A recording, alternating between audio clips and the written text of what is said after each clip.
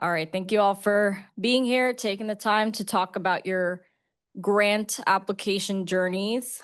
To start things off, we'll start with Brewer and work our way down to Rukiyah. If you could just give a 60-second pitch about your company and what you do. Yeah, this is Brewer Logan, founder of Verenovo Energy. We focus on the circular economy, waste to products category. We produce primarily carbon-based products known as biochar.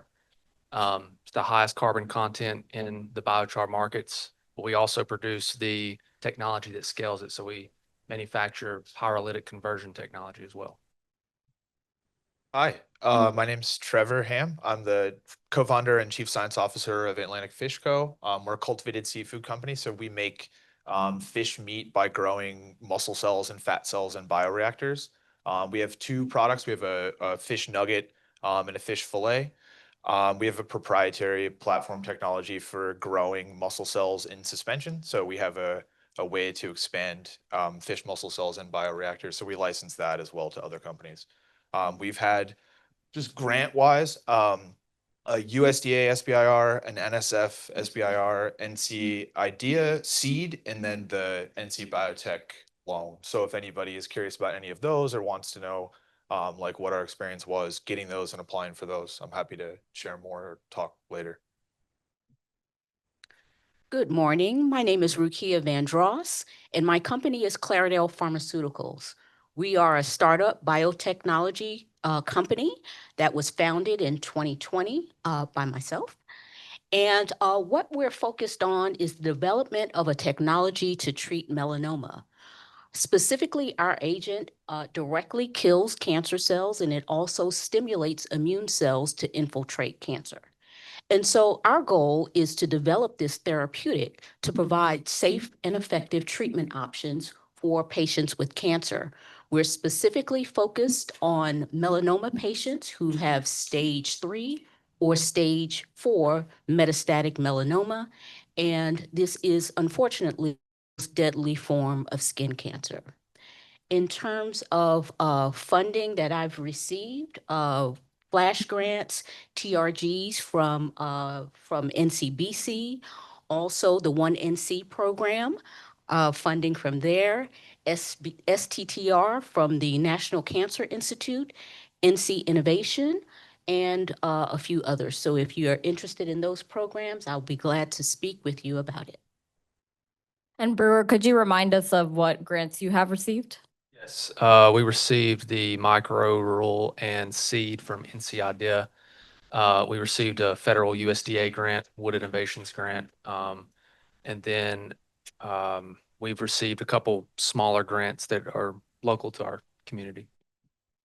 All right, so you heard that there's a pretty big mix of grants that each of our panelists have received. So I'm going to keep the questions a little general, but if you want to, add some information about any specific grants of interest that you want to share, please feel free to do that. I'm giving you a lot of freedom to answer the questions however you want. So my first question to you all is, what would you say is your motivation behind pursuing the grants that you did? We needed money. Pretty straightforward for us. Most of what we had done, I come from a research background in academia myself, and so we did a lot of wet bench work, and we wanted to progress some of those studies, prototype, those kinds of things. So that was the initial stage. NC IDEA micro grant was crucial for us in making sure that we were not wasting our time developing something that a market didn't want. And so understanding the market a bit better was also great for us. And then we saw it as a way to expand our network connection so that we could, because we're in Western NC. I didn't mention that. We're headquartered in Wilkes County, very rural town in Western NC. And so I didn't have many contacts here in the RTP because of that. Now I do. So that was another reason for pursuing a lot of the grants in this area. Yeah, I mean, I won't, obviously the same reason, like money is nice. The one thing I will say, so I have an academic background as well as a postdoc at Duke before co-founding this company. I think one sort of like different mental framework for applying for like a business grant or a commercialization grant versus an academic grant is like, with an academic grant, you're kind of asking, what can we do, right? Like we have all these potential project ideas on the table. We need money to keep the lab going. What are the possible things we could propose? And I think a framework that we kind of use for applying for grants is like, what do we need to do, right? What is like the critical path that we need to take to commercialize this technology? How can we get money to do that? Do we need to build up partnerships or relationships?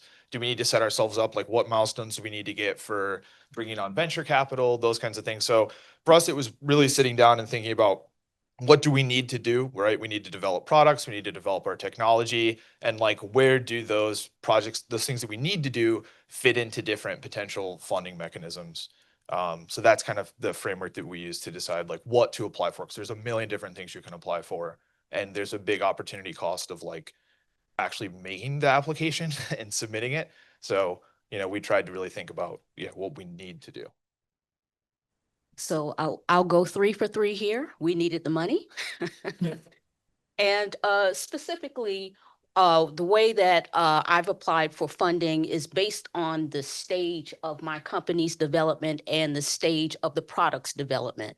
So there are lots of different sources of funding, as you've already seen today. Some of the funding is really specifically meant to support proof of concept and just trying to get that foundational knowledge worked out. Other grants are for building the company, while other grants are for building and advancing the technology. So you need to really be aware of what stage of development are you currently in and apply for that funding. And so just as an example, some of the funding that we received from the NCBC through the TRG and Flash grants, that was the funding that we used to obtain that proof of concept. That our molecule was effective, that it could potentially be used as a therapeutic in the clinic. As we move along, the SBIR, STTR grant is really for phase 1, more advanced proof of concept. And then as we move along, for example, the NC Innovation Grant, that was more so for, again, a little proof of concept, but primarily regulatory work. And so as we move on in the development of the product, there are different opportunities in the state for different types of funding. And that is the thing I want to say about North Carolina. There are very important sources of funding for the different stages, and not only funding, but help. You can get help from a lot of these organizations if you don't know how to apply for the grant, if you don't know what's appropriate for your current stage. Talk to the different people who work at these organizations, and they will really help you to move your technology from where it is now to where you want it to be. All right, great answers. Thank you so much. All right, so I guess my next question from here would be, during the application process itself for the grants that you applied for, what would you say were some of the key challenges were? And Rukiyah, I'll start with you this time. So key challenges, I'll focus in on commercialization grants. So like my other panelists, I'm an academic scientist. I am not a business person. I have zero background in business. So when it came down to applying for different commercialization grants, I was at a loss for preparing a business plan and a regulatory strategy. All of that is completely foreign to me. And although it's foreign to me, again, I reached out to a lot of these organizations who have people who that is their area, and they can help you understand what should be included in a business plan, or they can connect you to people who are willing to work with startups and young companies and help you to work out your business plan. In addition to that, when you come up with a plan, you can, with some of the organizations, you can share it with them and critique it and tell you what you need to do. So my advice is to make connections here today. If you are not already connected to a lot of the organizations that you heard from today and that you'll hear from a little bit later, please connect with them and find out, how can they help you? How can they help you to fill the gap that you need to have filled, or where are your shortcomings? How can you help me with my shortcomings? Because no one is well-versed and prepared to do all of these things. As you progress, you're going to find a different skill set is necessary in order to progress to your finish line. So it's important to start making these connections, start talking to people, and find out who can help you at each stage of your development. Yeah, 100% agree with that. The earlier you start, the easier it is to reach out to people and have people read the grant. Definitely you want commercial people, technical people, people who have experience reviewing. Ramya actually just recently helped and reviewed our USDA SBIR phase 2 proposal. So there's SBTDC has resources, like getting people to read it is really helpful. You can, have Ava Garland read it. There's companies that help you prepare proposals. So that's definitely a big part of it. And then a big thing for us too was like, for the bigger grants, just there's a lot of moving pieces, right? Like you're getting preliminary data potentially like a week before you have to submit the grant and being like, all right, I have to make this into a figure and put it in there. And so like managing that as a project, not just one document that's going to be done at the end, right? There's so many moving pieces and like, just a lot of data that you need to kind of integrate into the thing. So the earlier you start, plan out the whole thing as a project. What do you need? What figures are you going to make? What data are going to go into it depending on the application? It's definitely a sort of logistical challenge for us at times. I'd say the two kind of challenges for us was trying to figure out what stage we fell in for the size of grant that we were going after. So, like when we initially applied for the Wood Innovations grant, we were nowhere near the stage we needed to be to apply for that. So we waited to the next year and then we got it. But we kind of wasted some resources going through that process. We're in the middle of putting together an SBIR proposal right now as well for a product line that we're developing out of our tech. And that's a difficult process also. But really it's, I think articulating the data to folks, especially in a business setting, trying to commercialize something, to folks that don't necessarily understand it. The impact needs to be, I don't know if y'all have this issue, but when you understand something so well, you kind of get into the weeds too quickly, and then the impact of what you're doing is actually lost a little bit. So that was a challenge specifically for me, probably, but that I had to overcome and get in some of these grants. So Rukiyah, you actually set up a nice segue into my next question here. So even though you partially answered this question, what would you say were some helpful collaborations or partnerships that were there when you developed your grant proposals? Okay, lots of great partnerships. And actually, I developed a lot of these partnerships by attending meetings like this one today. I attend a lot of workshops, and these workshops will tell you about what's available in the area. Everything, you're not going to qualify for everything, but it will give you information about what's available. You can form partnerships with these meetings. Sometimes as you are talking about what you do during the networking session, you'll find that there's someone doing work that's very similar to yours. So workshops and these types of events that we're attending today are very good opportunities to make partnerships with different people. Also with the different organizations, SBTDC, NCBC, 1NC, all of these organizations are here to help North Carolina turn bench science and different technologies into businesses. It's all about revenue and generating revenue and jobs and for the state. And so it is in their best interest to connect with you and connect you with people who can help you to get to where you need to go. And as I said before, no one expects one person to know everything that is needed to know to get to the finish line. And that's why networking and partnership is so important.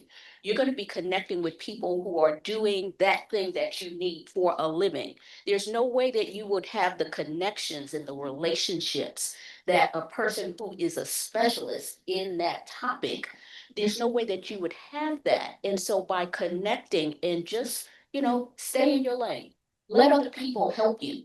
and get you to where you need to go. And so this type of event and other events are excellent opportunities to make those connections. It definitely, I mean, I would definitely underscore the connections. I think most grant reviewers look at like partnerships, letters of support, collaborators as a very good thing because like if you try to do it all as a startup, there's no way you're going to make it. And they know that, every VC knows that, every advisor knows that. You need to know what is your core competency, and then everything that you can't demonstrate that you have the ability to do, find someone that can do it, that you need to do a proposal. Especially with the SBIR programs, they give you the opportunity to have letters of support. Those are huge, right? Like, you know, for example, developing our fish nugget first and then the fillet second, we worked with NC Food Innovation Lab in Kannapolis. It's an NC State wing. They do plant-based protein development. They were a huge part of our grant. There's no way we get either of those SBIRs without them writing a letter of support, helping us do the work, demonstrating that they have the expertise, you know, things like that. And for every company, I think there's a lot of examples of that. You kind of re-articulate the question again. Yeah, so my question was, what would you say were some helpful collaborations or partnerships that were there when you developed your grant proposals? Yeah, I had a few folks locally in our area that were business owners that I could call on for assistance. I still had my university connections, and I spoke to a lot of those folks in developing our grant proposal. One thing that I learned quickly in college, I'm a first generation college graduate. I used to think that none of your professors want to hear your questions, like don't waste their time in their office. But after having taught at the university afterward, that you want your students to come in there.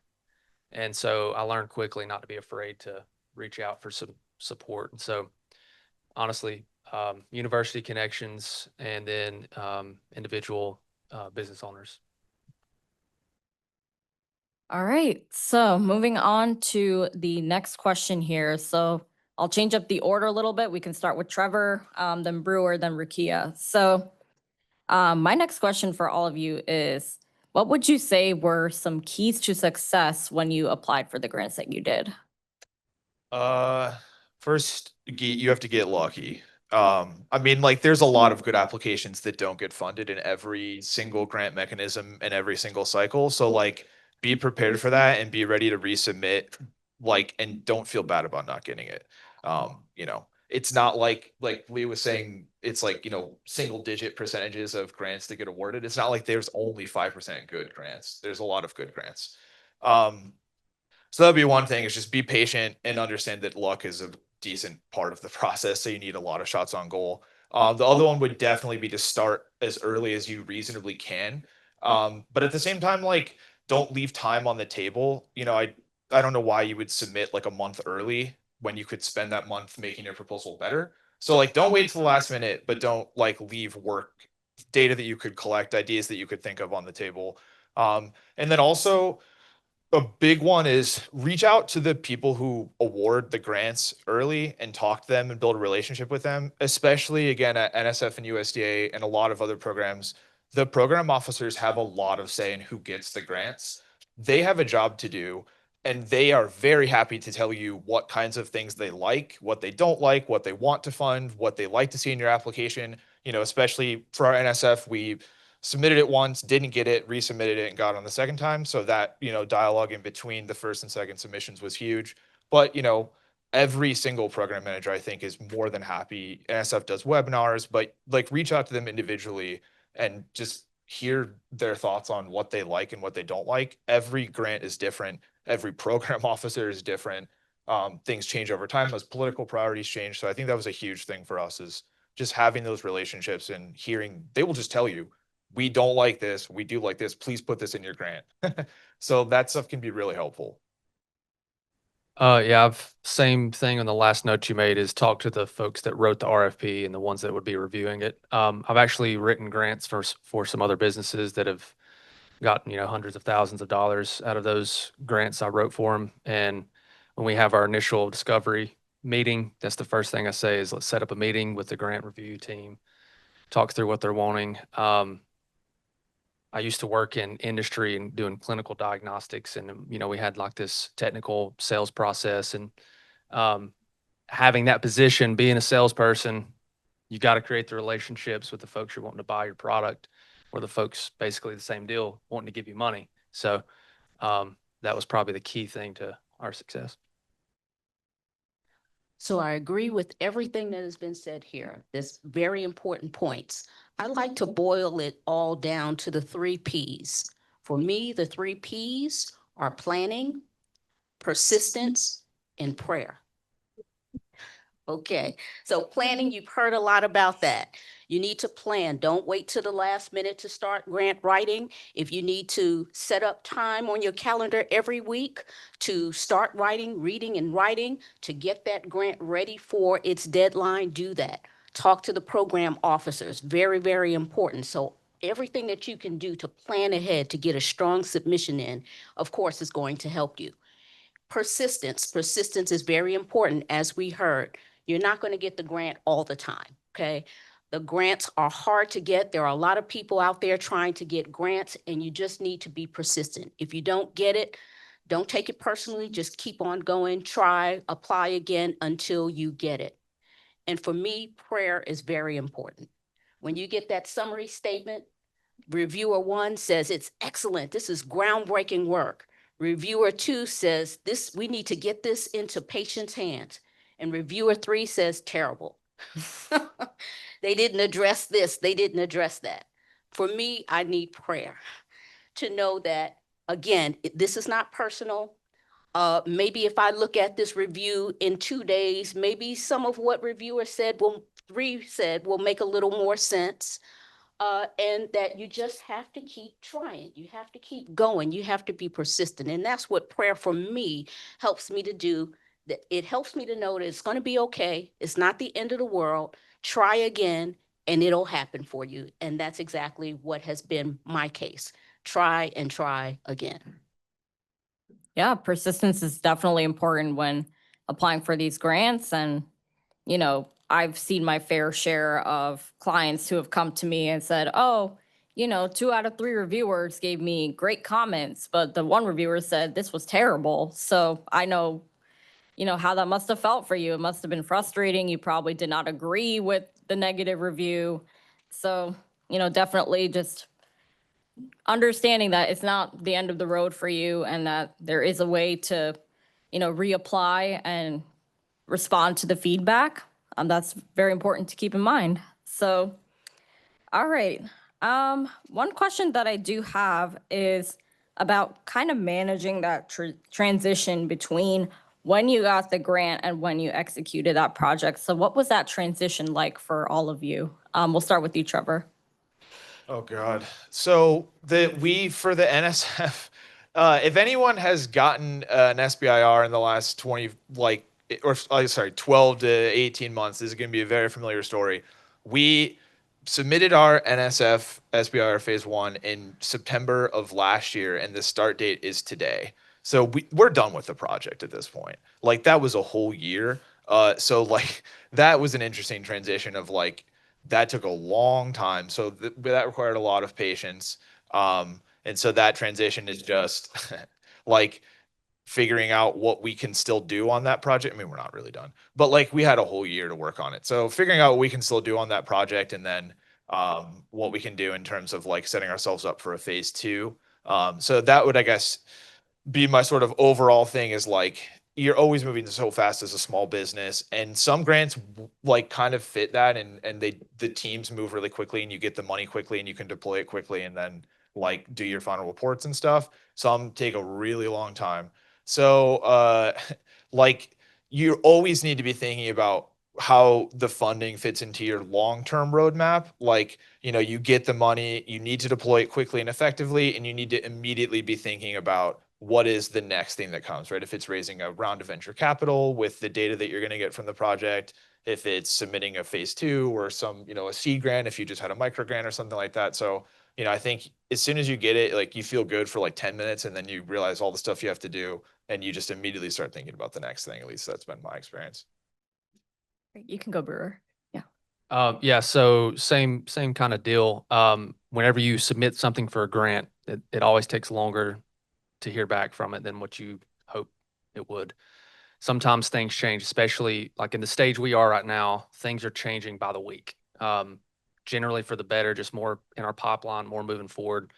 And so things that we have sitting out there, like I'm planning next month to hear back from 2 different proposals. One is more of kind of like a hybrid PRI grant thing. And but you know, there's some things that have changed since the last time I submitted that application. So having to navigate that's huge. We received 300,000 from the USDA, and it took us about 11 months before I actually finished the paperwork to get the money in.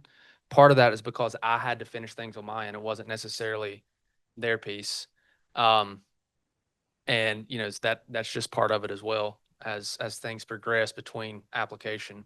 And then I'll touch on what you said at the end too, which is forward thinking. What are you going to do when, you know, we're raising capital right now? We're meeting with investors. We've got a syndicate we're trying to, you know, put together. We pitch something to them for our business.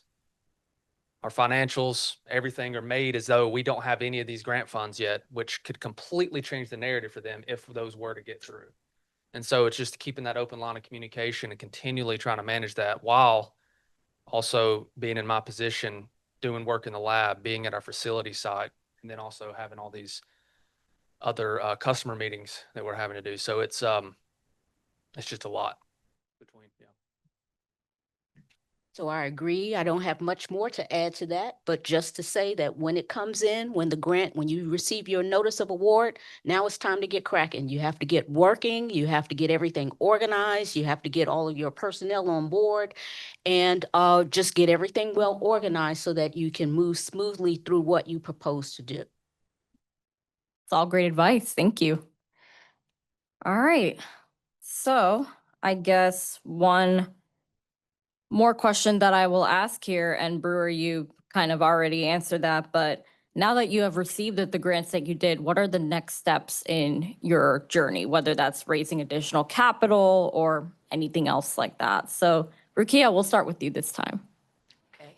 So my next steps include continuing to seek out non-dilutive funding or grants because we always have new ideas and new components that we need to explore. We also need to dig deeper into really understanding the mechanism by which our drugs work and then the pharmacodynamic or how they work and how they operate in the body. At the same time, we're now at the stage where we need to approach investors. We need some dilutive funding from angels and investors. And that is a larger source of money that will be necessary to support some of the studies that we need to do that the FDA requires. So we'll be getting that started really soon. And then in between, you know, when we're unable to do either, we need to use loans in order to fill our needs. So the whole process of drug development is very, very expensive. Unfortunately, we're looking on the order of, depending on the type of drug, anywhere from $20 to $40 million from beginning to end. And so in order to do that, grants are just not going to do. You can't rely on that to get that level of funding, and you're going to need to engage with investors. So it all depends on the stage of your development, but if you have a plan, if you know what studies need to be done, you can figure out how much money is needed, and then you approach the appropriate avenue for receiving that funding. Yeah, so next stages for us, like I said, we're in the middle. We have term sheets, having to go through that, looking at financing options. We have a couple corporate sponsors that are interested, and then we also have a few JVs on the table, so independent projects that are coming out of what we're doing. So it makes it very difficult. I had a chance to speak with somebody in my network who's the CEO of a successful company, and just laid it out for him the same way. And he said, listen, you're going to have to go through this gut reaction, like instinct approach sometimes, because you have multiple promising pathways. You don't know what's going to happen 5 years down the line from those pathways necessarily, but you got to make a choice. We only have so much capital to deploy. We got to figure out what's going to be most well received from the groups we have at the table right now. Want to put money towards something, and then we got to look at our ability to execute. We're not a multiple $100 million company right now. I can't do the same thing that those types of companies with those resources can do. So we got to be very scrappy and executing. So yeah, that's our next phase right now. Yeah, I mean, so we are in the process of closing a financing round. Getting the NSF SBIR phase 1 was a small part of getting that across the finish line. So hopefully that money will all be wired by tomorrow in theory. And then our round will be closed, and we just get to work and then try not to run out of money before we get a bunch of stuff done and can go raise more. But the NSF phase 2 and USDA phase 2 are also big things in the pipeline for us. And then there's other random field specific grants that we've applied for that I think we have a decent chance of getting, but we'll see. All right, so now I'll open it up to all of you in the audience to come up and ask the panel some of your own questions. Yeah, so there's some microphones up in the front. Just feel free to step up. Turn it on. There's a thing at the base of it.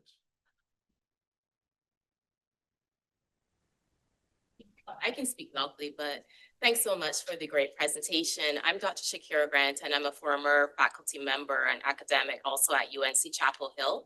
And my question is really around, given your academic backgrounds, if you can speak to one particular transferable skill that helped you to move from academia into your business venture, and how that may or may not have helped you to secure your first grants. Thanks so much. I'll tackle that one. I like that question a lot because I see what I'm doing now as a hybrid or liaison between the academics in the space we're in and the business folks. One of the biggest things I think that transferred was this sense and importance on intellectual honesty. The areas that we're in industry, big money flowing around, there's big promises that are made, people that underdeliver. And there's been some massive failures. It's caused a bad perception in some of this space. We're in climate tech, renewable tech, ag tech, kind of hybrid industries that we're in. And that's been a major issue. We have purposely chosen, we have done zero outbound marketing to this point, zero. We've purposely chosen to stay back, do the work that needs to be done, keep our heads down, and then actually provide something that's meaningful and that's provable versus other companies that they have all these big business connections that make a big splash, and then 2 or 3 years later, they're filing for Chapter 11. So that was one of the biggest transferable things for me. Yeah, that's actually really good advice. If you're in a sector that's not really hot and investors and big economic players have been burned by false promises, 100%, make sure that you have a real value proposition, a real business model, real technology and everything before you go talk to people. That's a huge part for the field we're in right now is definitely experiencing that. If you're in AI, you might still be able to just have a pitch and get $10 million, but that will end, and then there'll be the next thing that's true for. But when that ends, then you'll need to have something real to bring to the table for sure. For me, I did my PhD in stem cell engineering, then I did my postdoc in cell biology. And so when I co-founded this company, a big thing that I brought with me was I was pretty comfortable being poor. So I was poor for a long time as a grad student, poor as a postdoc, and then joined this company. I was like, this is a pretty big raise for me. So honestly, that helps because until you're making your own money, which for life sciences startup, like Rukiyah was saying, takes a lot of capital and a lot of time. You can't pay yourself a ton of money. You need to use that money for other things. So that was definitely part of it. And then honestly, germane to this specific panel, writing grants, right? As an academic, I wrote R01s, R21s, F32s, F33s, GRFPs, right? So I had experience in understanding how to approach the RFPs, identify funding opportunities, structure a technical grant, talk with program officers, get feedback, not feel crappy about myself. And then, fitting the commercialization piece in went pretty easily, but definitely having, honestly, like overall for the business, I know it's specific to this panel, but I would say the single biggest thing that I brought to the table, my current company, in addition to my technical skills, but like a lot of people have PhDs with technical skills, but is the grant writing experience. So I'll echo the grant writing experience as a very important transferable skills. I will also say that teaching is very important and the ability to communicate with people. So as an academic, I teach pharmacology and toxicology to lots of different students, medical students, PhD students, masters, the whole works. And being able to communicate a very difficult topic in a very basic way, depending upon the level of that student, is very, because as you get into a room with perhaps investors or different business people who may not have a science background, you're going to need to be able to communicate that science to them in a way that makes sense, in a way that makes them want to dig in their pockets. So that is a very important, in my opinion, a very important transferable skill, teaching ability and the ability to communicate. Yeah, you can come on up to one of the mics.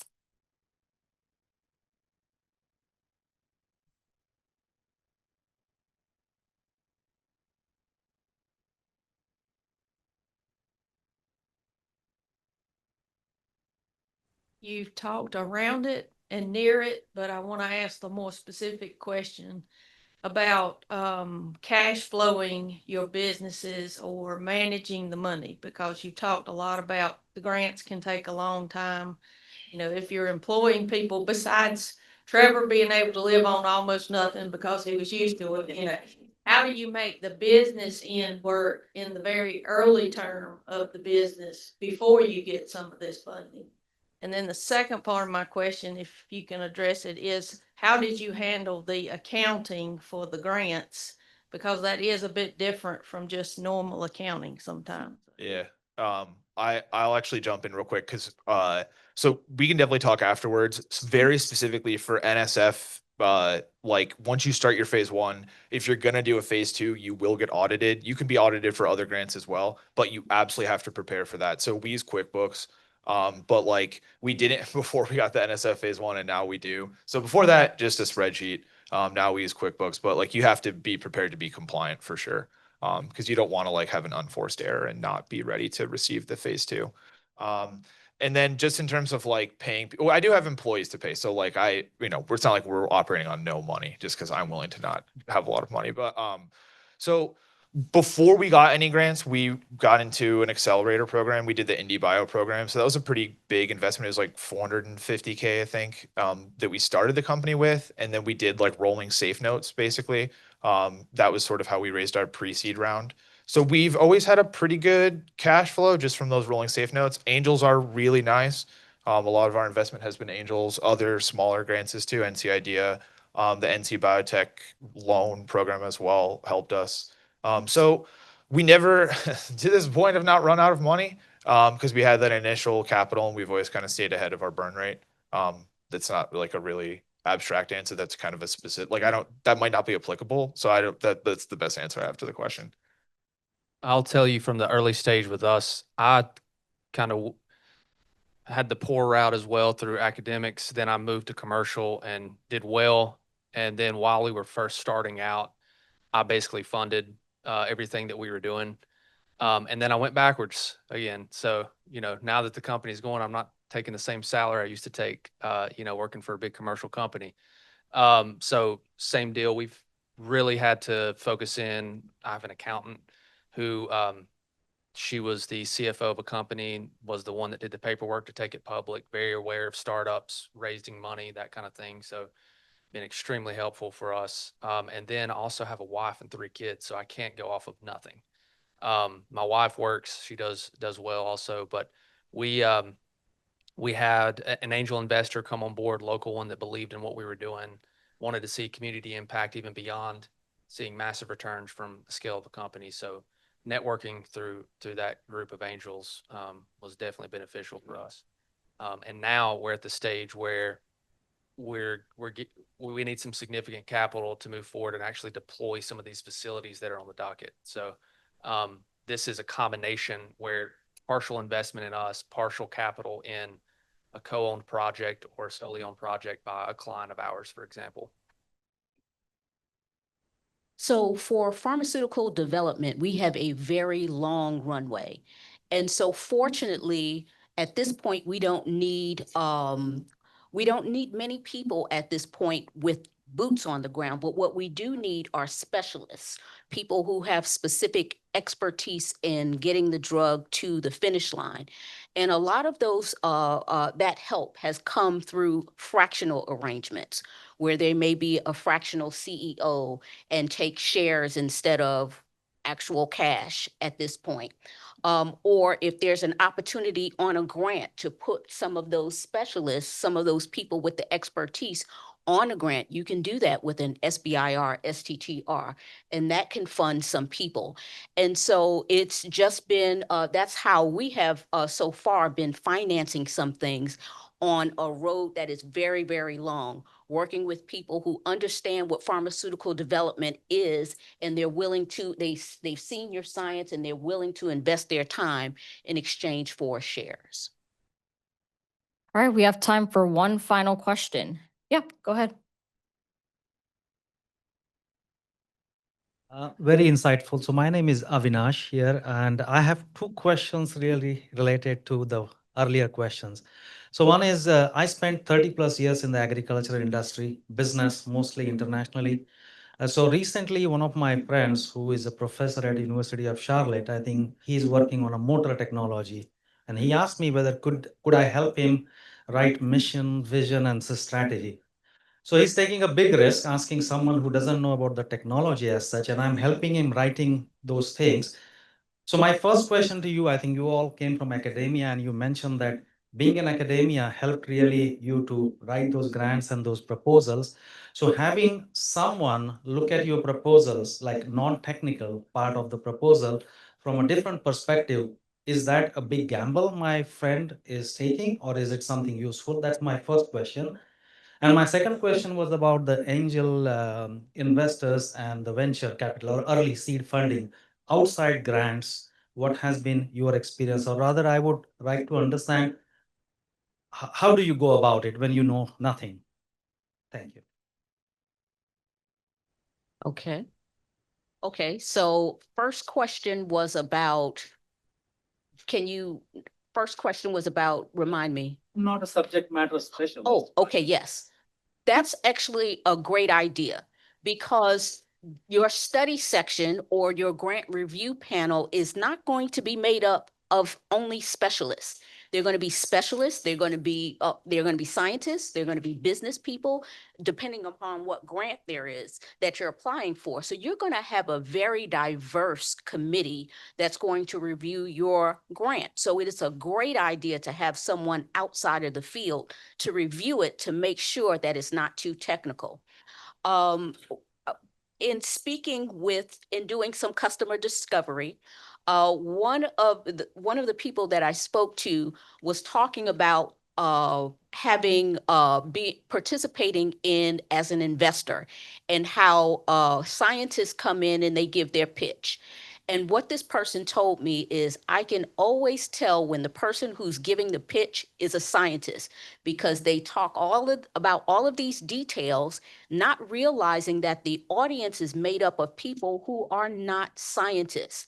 And that usually it usually is not successful, right? So having someone review your work who is outside of the field is an excellent idea. The second question had to do, sorry, my memory is. About the angel investors and early seed funding outside the grants. Yeah. Okay, so I am entering that stage. I have not done it yet. So I think that we should talk to these two about angel investors and other types of investment, because they can give you real life rather than conjecture. Yeah, real quick, and then I'll you can say what we have like a couple minutes, so I'll try to go real fast. The answer to your first question is it's a gamble if he only asks you to read it and then just directly implements your feedback uncritically. Like that would not be a great. Like definitely have a lot of people read it and then maybe don't incorporate every single thing that someone tells you. But definitely have people who are not subject matter experts read it. For VCs and angels, it's a grind. It's like the worst grind. Like a lot of companies share their like success rates, but it's like single digit, like in terms of investors even like being willing to consider offering you money of the ones that you speak to. So speak to a lot. And then angels is a lot of networking, right? So a lot of our investment has been through like a Georgetown Angels group because our CEO went to Georgetown. So like they invest in Georgetown alumni companies. Every university, there's like the Wolfpack Innovation Network, and Duke has one, the Duke Venture Capital and Angels and stuff. So a lot of it is network based. So meet people, talk to people, pitch, stay in contact, get rejected. But the nice thing is the rejection happens a lot faster. They just tell you right away no. Unlike a grant where you're like, hey, I think that was pretty sick, and then you wait 3 months and they're like, yeah, no. And then you have to wait another week to get your feedback. They just tell you right away no. I'll quickly give the first one. The advice I give is not all advice is good advice. And I see how that pigeonholes myself there, but no, I recall back to some advice my PI gave me when we used to do this RIP meetings, research in progress. And we would go through our data, and I would get questioned on it and just badgered, like I guess most of us are aware of.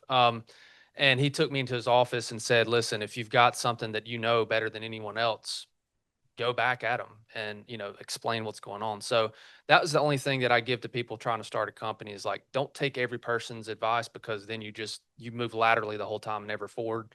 But it sounds like you've got a pretty good career background in the space he's trying to get into. So I would probably definitely take some of what you say. Secondly, for us, same thing. Yeah, I hate raising money. I want to work. I just want to work. But we've got to. So we had an initial angel investor. He's wanting to put more money in. We've got other angel groups that are. We have term sheets, and so basically that process is a grind, and you have to say the same thing over and over and over when you go through the diligence process. Like they're asking the question that we spoke about, at the beginning, but these are not my words, somebody else's words that is in my network. So don't put this on me, but he said all investors are dumb. So no, like we were saying, you have to really like spoon feed it for the initial bit until they get the bug, like we do, having the passion behind what we do. And then it makes it the progression much easier. And then once the close happens, then you've got another soldier kind of in your at your back to help you along the way. One question for you, Brewer, is that might be helpful is like, how did you meet the angels who invested in your company? This is very serendipitous. So I'm in Wilkes County. There's not a lot. There's wealth in Wilkes County, but everyone knows who those people are. It's not like the RTP. So just making my circles through those folks. And one guy I met with, he also had a bunch of industrial assets, real estate, owned a wood products company. And he also knew an engineer that could help us out. So because of his knowledge base, that's how we got the initial angel investor. And the rest really came from, like you said, attending a lot of these meetings, pitching, and working through my network, I guess. Yeah, I mean, we have a lot of similar stories like that. So I would really emphasize like the personal nature of fundraising for sure. All right, well, that concludes our grant recipient panel. So please give our panelists a round of applause. They did a great job. And I will say, even though Brewer, you said not all advice is good advice, all of yours was definitely very good. So thank you so much for your time.